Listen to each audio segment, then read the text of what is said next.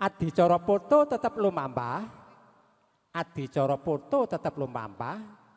Kangge nyikat wedal hanyarengi adicara pasrah Sekar Cempaka, pasrah temanten kakung. Hananging ugi kunjuk keluarga saking Slumbung mriki wonten pepundhen kula Bapak Agus Ibu Rusminem, Ibu Marsini dan Mbak Vela. Kasuwun berkah pangestunipun kepareng foto nggih. Assalamualaikum warahmatullahi wabarakatuh. Bismillahirrahmanirrahim. Alhamdulillahirabbil alamin.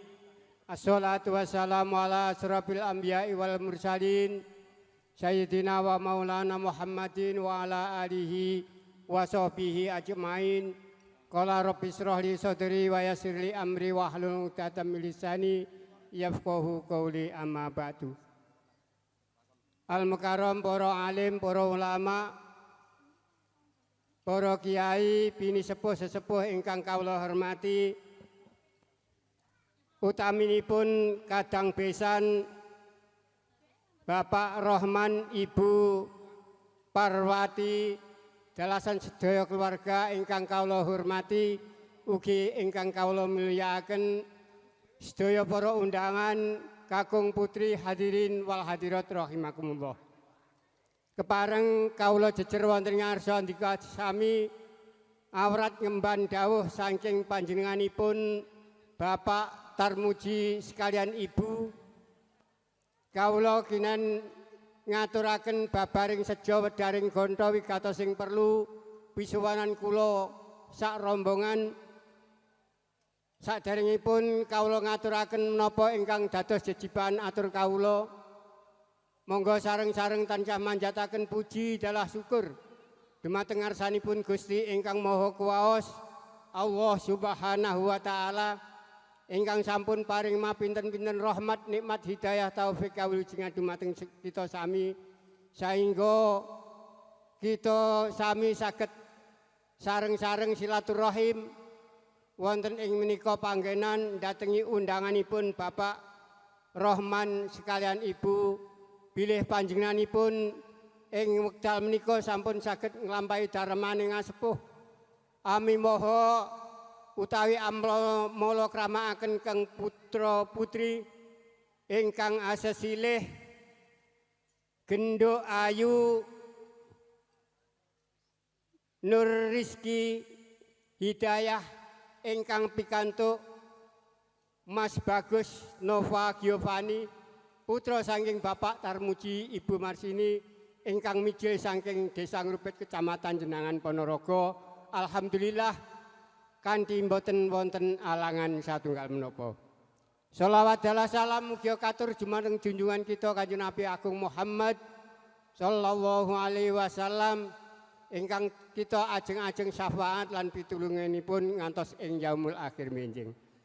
Para bapak dalah para ibu ingkang kawula hormati, kawula minangka sesulih saking panjenenganipun Bapak Tarmuji sekalian Ibu, ugi sedaya para rombongan saking Ponorogo sepindah ngaturaken salam taklim katur dumateng Bapak Rohman saha Ibu ugi sedaya keluarga mriki kanthi ucapan Assalamualaikum warahmatullahi wabarakatuh.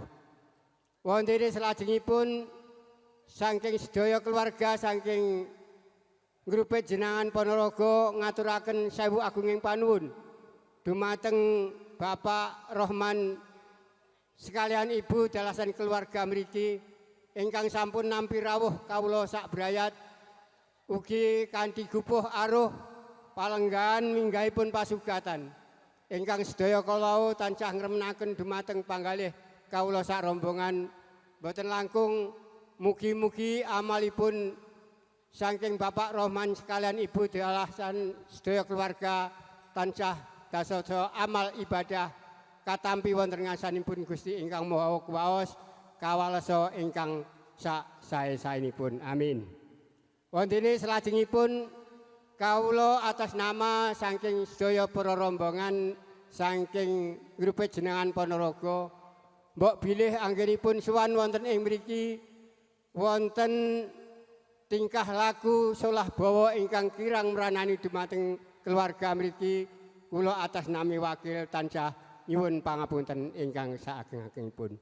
Wondene ingkang wigatos bilih kawula sak rombongan supados nderekaken temanten sekalian sowan wonten ing mriki alhamdulillah sampun dumugi wonten ing menika panggenan ugi kawula minangka wakil saking panjenenganipun Bapak Tarmuji sekalian Ibu supados masrahaken kawontenanipun temanten sekalian kanthi ucapan bismillahirrahmanirrahim tawakkaltu 'alallah la haula wala quwata illa billah kawula pasrahaken masih boronga anggenipun kula wentah lan kasuwun doa restu panjenengan sami mugi-mugi jejodohan putra kekalih estu pikantuk ridho saking ngarsanipun Gusti ingkang Maha Kuwaos dadosa jodoh ingkang selami-laminipun sakinah mawaddah warahmah.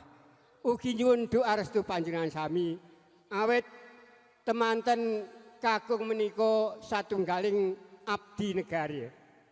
Satunggaling inggih menika tentara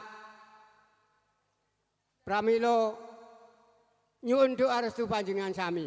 Mugi-mugi anggenipun tugas mengabdi wonten ing negari tansah pikantuk pertolongan saking Gusti ingkang Maha Kuwaos tansah manggih kawilujengan boten manggih rubeda lir ing sami kala. Amin ya rabbal alamin.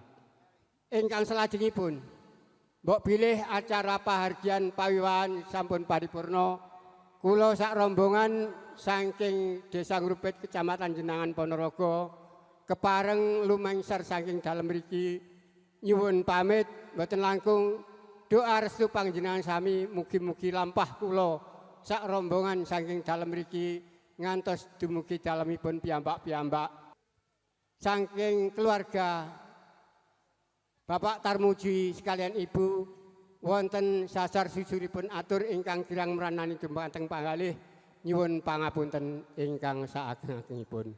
Wabillahi taufik wal hidayah. Assalamualaikum warahmatullahi wabarakatuh.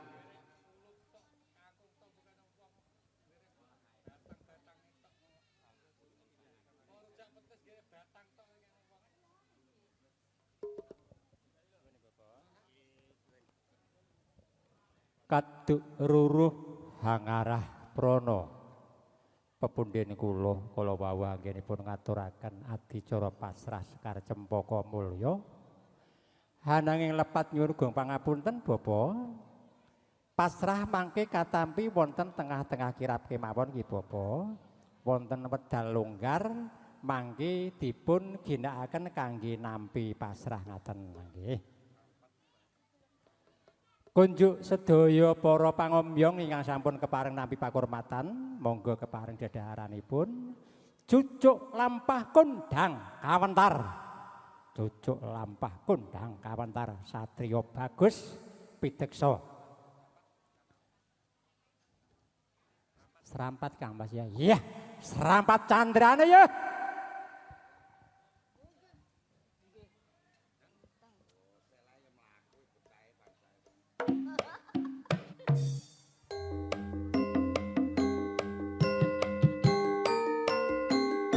Lalelelo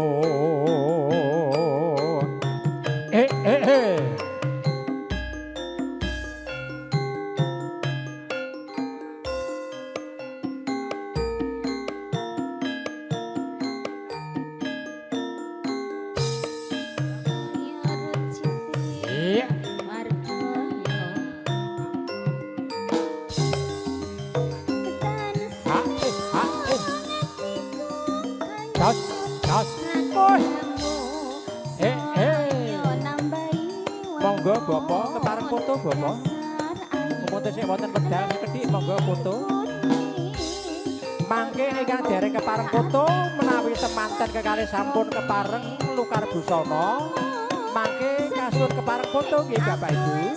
Keluarga saking Selunggung menawi temanten kekalih sampun kepareng lukar busana kasuwun kepareng foto.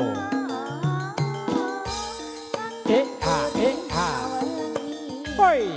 tansah Ye, rewo ye, ye. atiku Woi. tan bisa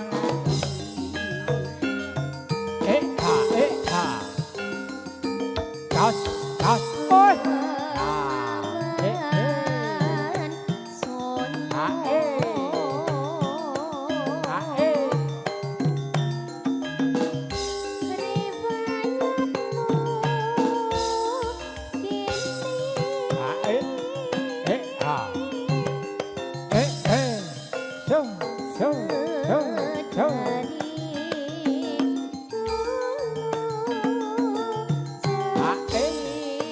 Gas, gas. Iya. Jos, jos, jos, jos.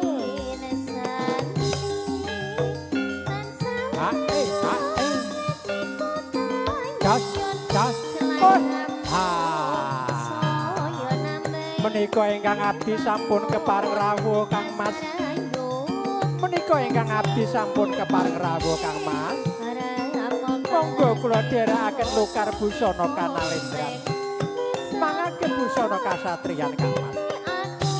He he.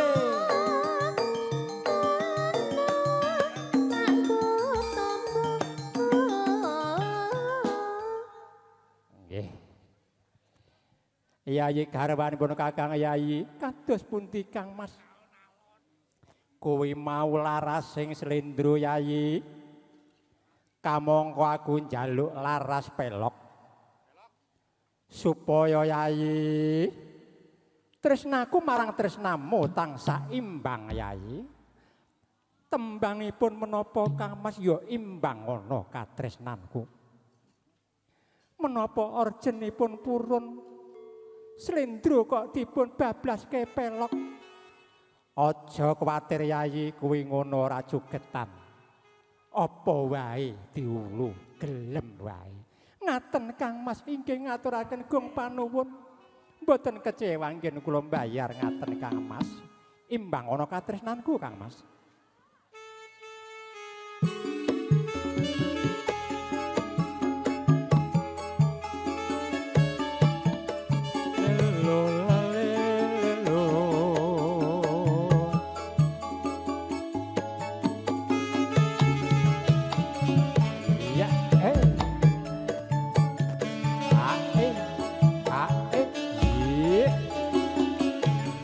Bersama Grasela Magetan Rias Salon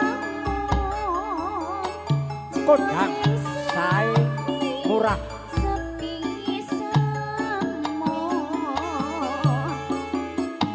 ada request penyanyi ini kon ngadeg jari wong wis kesel ket mau ngadeg kok mosok kon ngadeg kok Mas.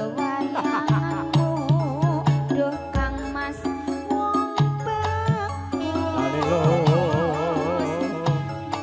lilalitan bisa lali. Ayo ngomong dhewe, Dek, ngomong dhewe. Iki mikir ngomong dhewe, ora wani. Yo Cahyu ngadeg Cahyu, digambar di syuting. Loh. Tansah kuman ing pandenging nitra. Apa teko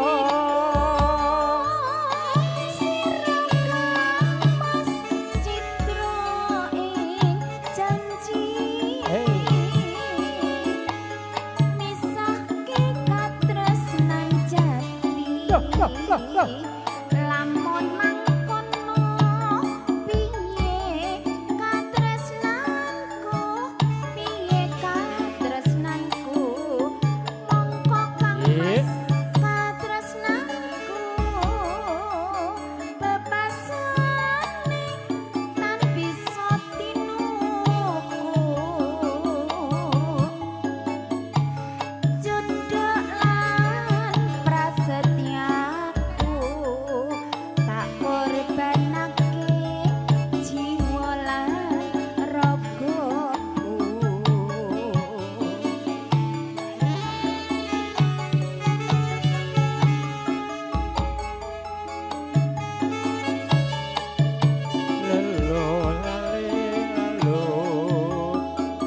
matur Bapak Ibu. Mangke menawi sampun paripurna temanten kepareng minggah malih. Kala wau ingkang dereng kepareng foto mangke nggih Bapak Ibu wonten Bapak Agus sekalian garwa.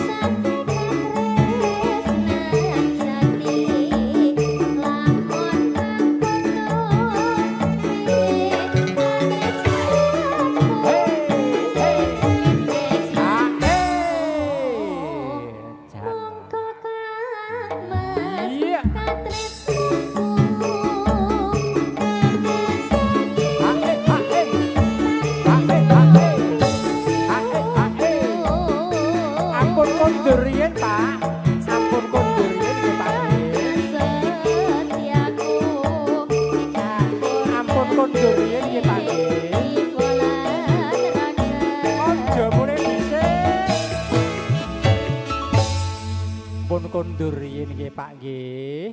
Raos sing nala kirang suka jroning ati kirang manani menawi pasrah kala wau dereng katampi. Mila kunjuk pepundhen kula Bapak Rifai. Kunjuk pepundhen kula Bapak Rifai monggo Bapak Rifai kasuwun kepareng paring tanggap acara atur pambandhawara raharja kunjuk para tamu ugi kepareng hanapi pasrah kala wau. Sasana pambandhawara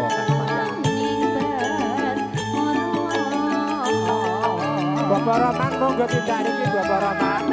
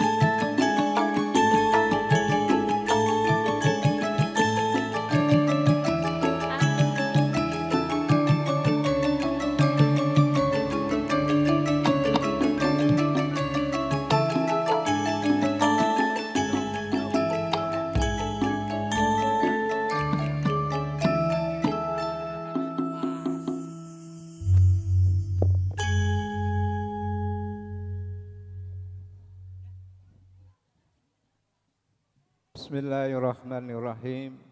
Assalamualaikum warahmatullahi wabarakatuh. Alhamdulillahirabbil alamin wa bihi nasta'inu ala umuri dunya waddin wassalatu wassalamu ala asrofil mursalin wa ala alihi wa ashabi ajmain. Amma ba'du. Panjenenganipun para pepundhen, para pinisepuh sesepuh ingkang hanggung mastuti dumateng pepoyaning kautaman ingkang satuhu pantes pinundi. Panjenenganipun para alim ulama ingkang rinten dalu tansah sinanding kitab wayuning Ilahi ingkang pantes sinudarsana.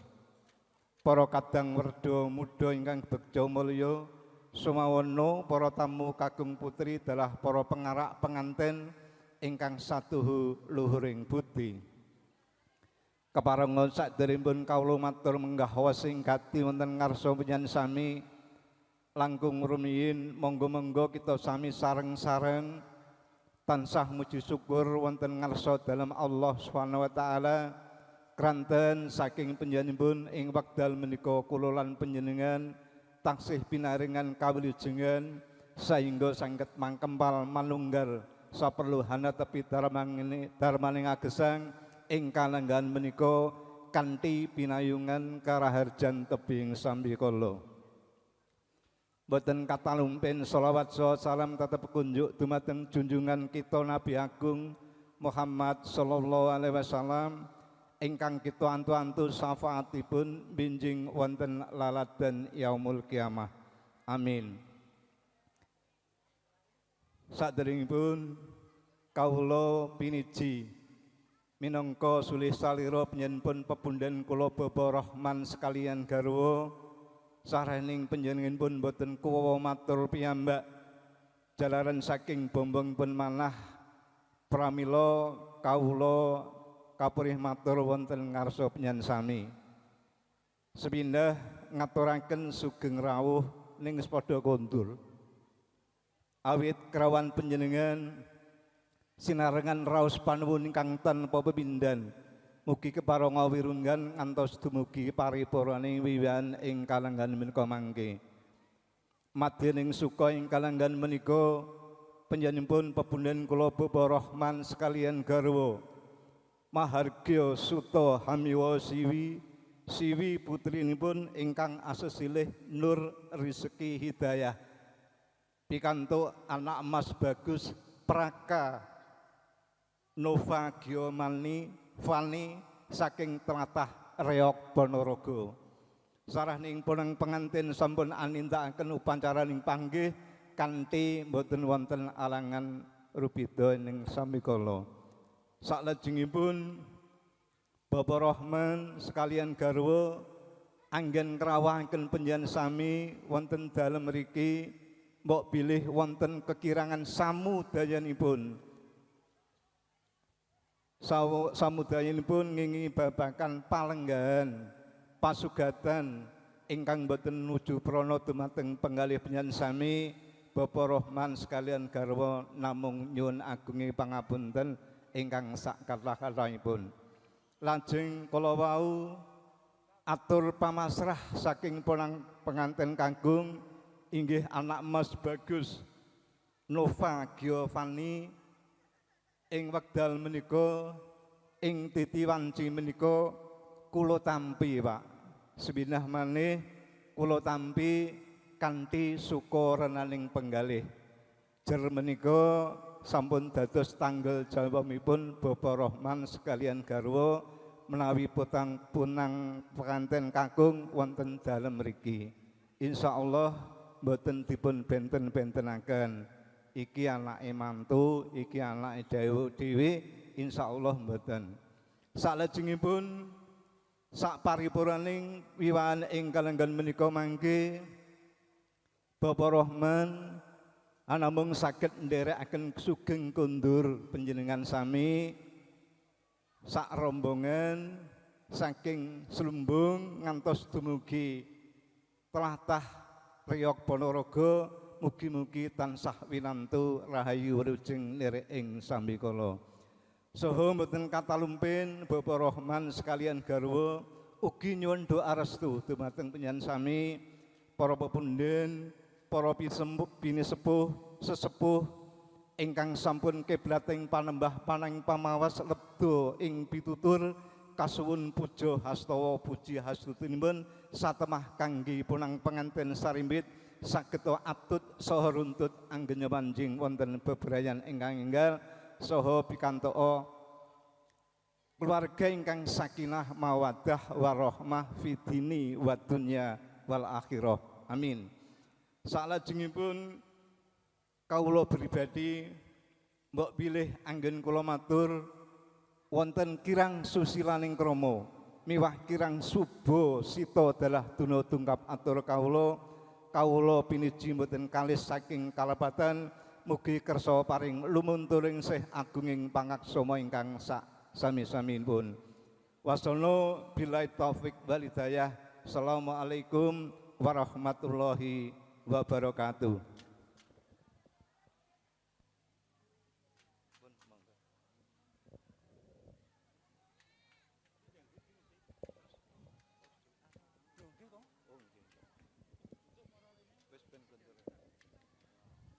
Niki dapuk kaping kalih Pak. Mangke kamplope langkung kandel. Ngendani Pak Dalang lho iki. Menika doa Bu nggih. Monggo-monggo kita sami-sami sareng berdoa mugi-mugi punang pengantin sekalian saged enggal pinaringan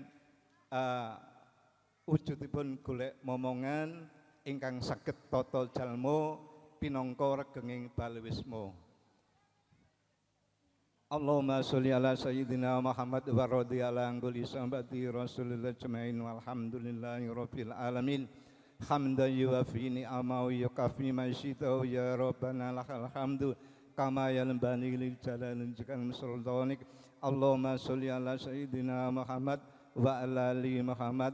Allahumma Rabbana taqabbal minna sholatana wa syamana wa ruku'ana wa sujudana wa qu'udana wa tandaru'ana wa tahawsuna ta'budana wa tamim taksirona ya Allah ya Rabbil alamin.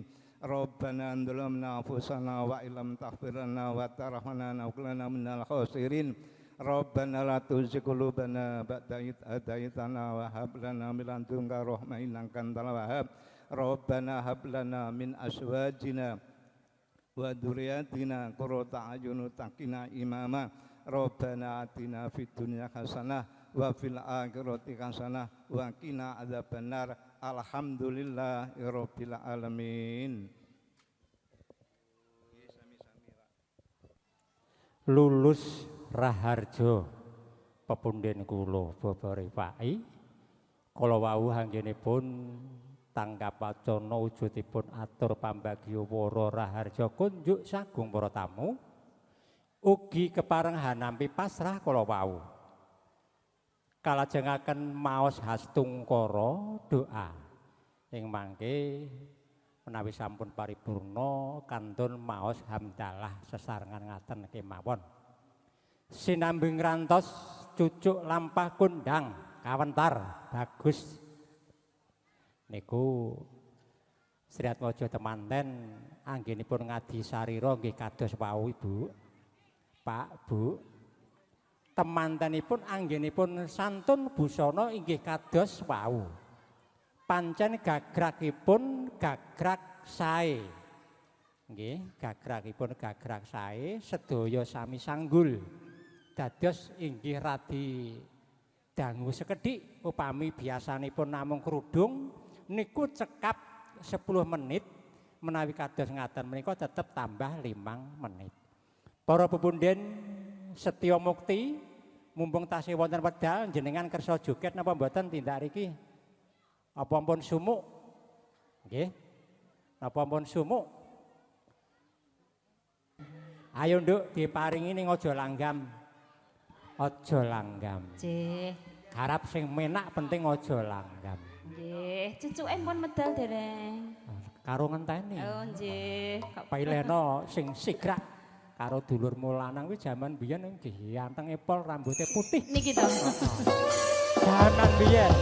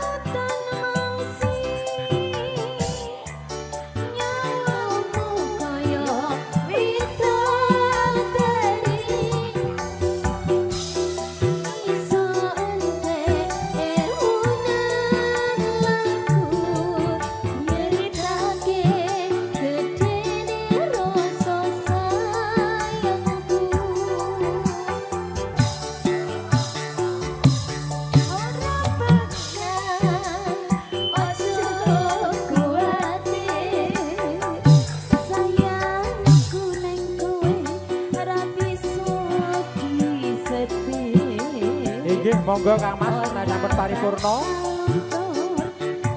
Kan pareng Minggah Sitinggil, lenggah jajar wonten Sitinggil.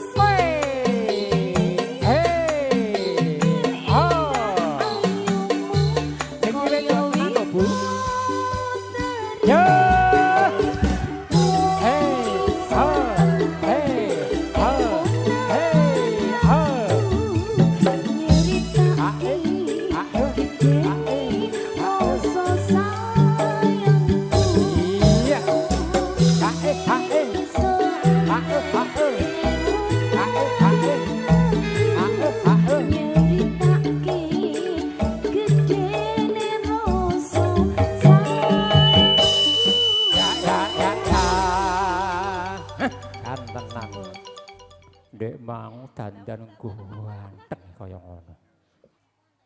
Dek mengmuni kok wis bareng. Cek. Lah, Cek. Cek halo, sampun. Katune karek siji. karek sak lagu. Cek. Napa kok sak lagu? Lah wis sore. Setengah lagu ginyo. Nah, gak apa-apa malah seneng. Lah iya. Nduk Cahayu. Napa, Pak? Keluarga ingkang dereng foto monggo kasuwun kepareng minggah. Ingkang sampun kasebat asmanipun, monggo dipun aturi paling doa restu marang temanten kekalih lumantar foto ngaten. Ji alhamdulillah sowan wonten Slumbung, Dalemipun Pak Rohman. Dalemipun Pak Rohman. Pak Rohman sekalian Ibu anggenipun dhawuhaken King Putri sampun kaleksanan. Boten wonten alangan setunggal punapa-punapa. Tak kenal tak sayang geke diaturke dari mana jenenge sapa mergo keluarga Slumbung mbok menawa pengen mantu sliramu. Oh, emoh aku dibek mantu. Emoh. Wong aku ora kena diapa-apani kok. Oh alah. Nggih. Tak kira. Kula saking Ponorogo. Nggih. Bocah kok ayune kaya ngene Bu. Pripun iki Bu? Alah ayu wae. Wong ayu ayo sunat kok padha ae jenenge ora ayu ngene iki. Bokong niki lho Bu. Napa? Kala mben upami niki konangan. Niku sampun dipun belah ndek ben tanggal 20. Bokonge lah pompo tinggu korban. Ah. Ayo diaturke wong ayu. Di situ saja dulu, Nggih. Nggih, sengki para teman-teman dari pengantin nggih alhamdulillah katimbalan dawuh mriki lumantar Grasela Mua saking Jalan Sawu Magetan ngoten. Jalan Sawu Magetan. Nggih, suka parisuka sak wetawis nggih. Niki manggolo kalih Putri Dumas kalih tamune pun mantuk alhamdulillah nggih. Jogetnya bareng-bareng, jogetnya bersama-sama madepe rene. Nah, madepe rene kabeh. Sing wedok neng ngarep, sing lanang neng mburi. Nah, sing wedok neng ngarep, sing lanang neng mburi. Teman-teman dari Mas Manten, Mbak Manten, Nanti habis selesai foto mantennya jak joget ya. Oke? Oke. Kasengkuyung kalian Om apa Wijaya. Wijaya. Iya. Oke, Orkes Melayu Wijaya. Satu lagu buat bersenang-senang Cinta Merah Jambu. Yuk. Monggo Amum. Ya. Mantap. Tisna ben anu, ben kesel lungguh. Dikipasi bojone ya. Enak tenan. Wis ya. Cinta Merah Jambu. Yuk. Teman-teman dari manten habis foto joget bersama-sama di bawah. Yuk.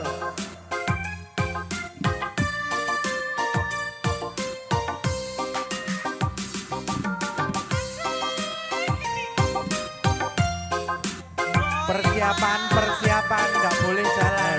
Di situ aja, yuk.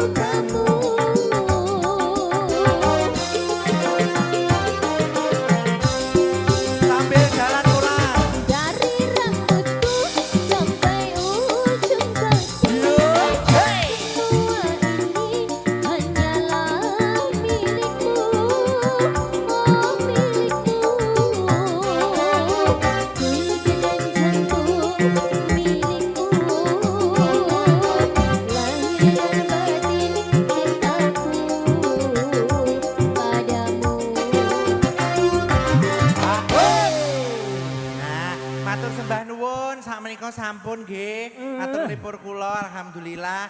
Pak sinten Mas? Pak Rohman. Pak Rohman kalian Bu Rohman, kula badhe nyuwun pamit, mun cekap anggen kula caos lipur nggih. Wis wengi. Donga mawon kagem temanten ndang meteng ngene wis. Ah, kuwi sing penting. Matur suwun nggih. Nah, nggih.